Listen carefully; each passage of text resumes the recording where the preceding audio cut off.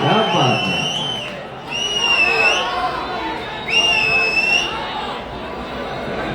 एगो मर्द अपने मेहरारू के पाके इतना खुश बाड़े, एगो मेहरारू भी अपना मर्द के पाके इतना खुश बिया, इतना खुश बाड़ी। क्या भाव है कि जैसा सोचले रहनी, जैसन सोचले रहनी ओइसन धनिया मोर बाड़ी, ना सवर न गो।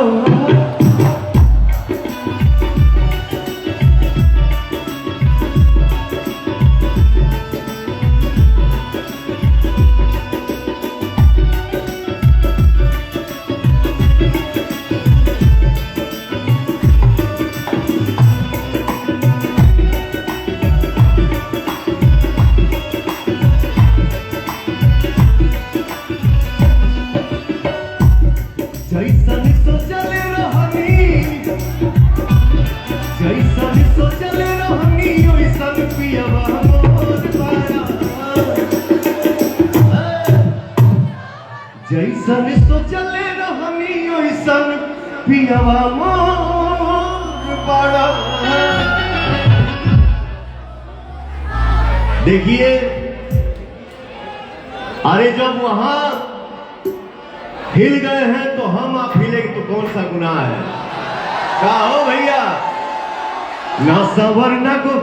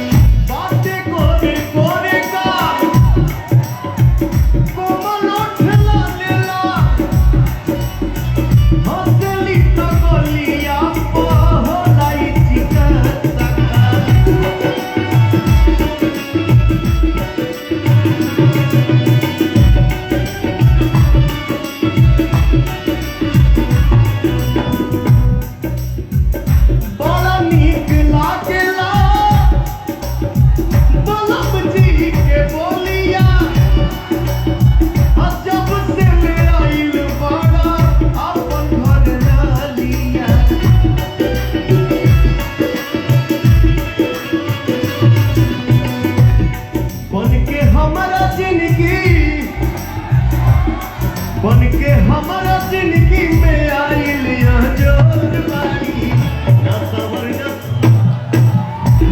जैसन सोचले रहनी ओइसन धनिया मोर बाड़ी, सावर न गोर बाड़ी हो।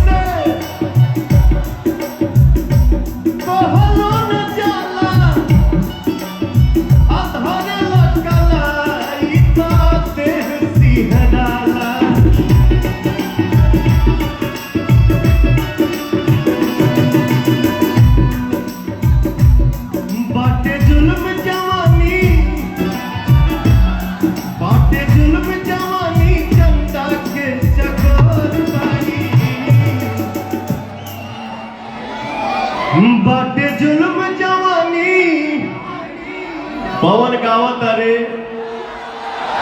हमारे भाई सब आगे भाव दे रहे हैं। ये बाटे जुल्म जवानी चंदा के चकोर बाड़ी, बाटे जुल्म जवानी चंदा के चकोर बाड़ी, ना सवर न गोर बाड़ी।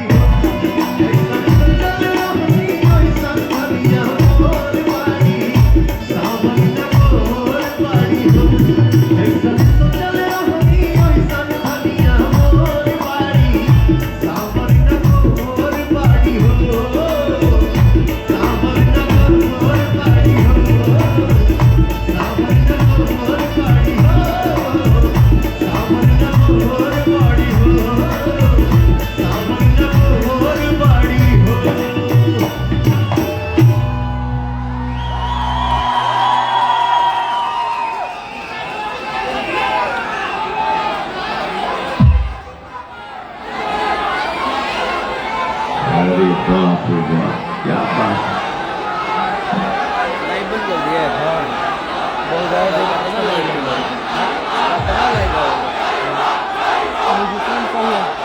है।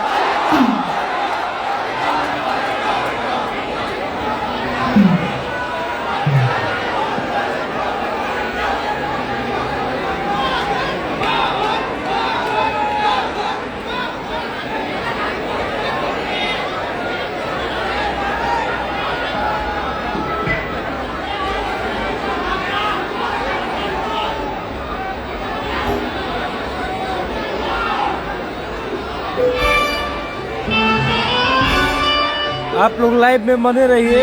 अभी 1 से 1.5 घंटा और चलेगा। अभी भैया का अपना म्यूजिशियन अभी नहीं आया है, ठीक है, इस वजह से थोड़ा सा साउंड में प्रॉब्लम हो रहा है। वेट कीजिए अभी थोड़ा देर, 10-15 मिनट में थोड़ा ट्रैफिक। तुम्हारे कमी रही है जियो, लव यू यार। कहाँ थे तुम? हाँ, सारे लोग की कपाल पर है कि नहीं महाराज? क्या हुआ?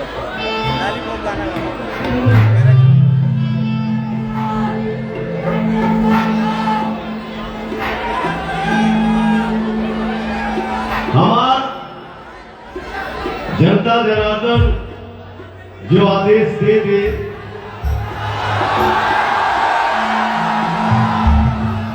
और ये प्रोग्राम उसको पूरा न करे, ऐसा हो नहीं सकता। आप लोग लाइव को शेयर कर दीजिए। 1 से 1.5 घंटा मैं कंटिन्यू लाइव रखूंगा, जितना देर भैया को चलेगा।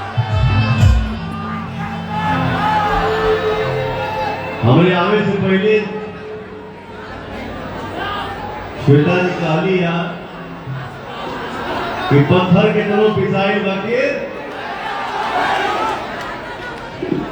और तोरे भैया की कोई बजा दे बाजा ऐसा भाई के लाल कोई। अरे जोर से बोलो सर। वाह क्या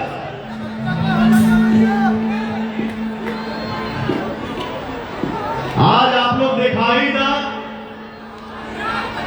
कि जो ने भोजपुरी गाना के पूरा वर्ल्ड सुना था, हमारे भोजपुरिया संस्था के साथे साथे आज इस मंच के माध्यम से पूरा दुनिया देखेंगे चाहे फिर से कि हमारे भाइयों में क्या एनर्जी है। चल रहे बेटा जियो।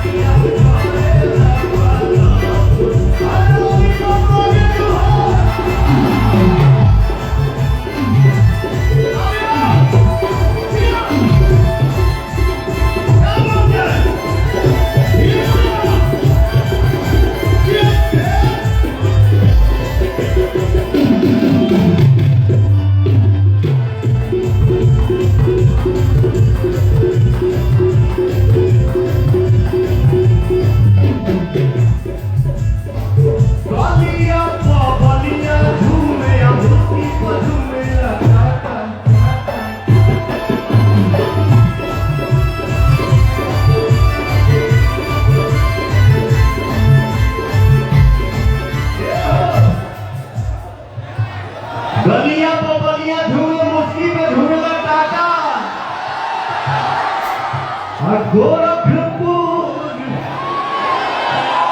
गोरखपुर देवरिया में तो हर टुकड़ा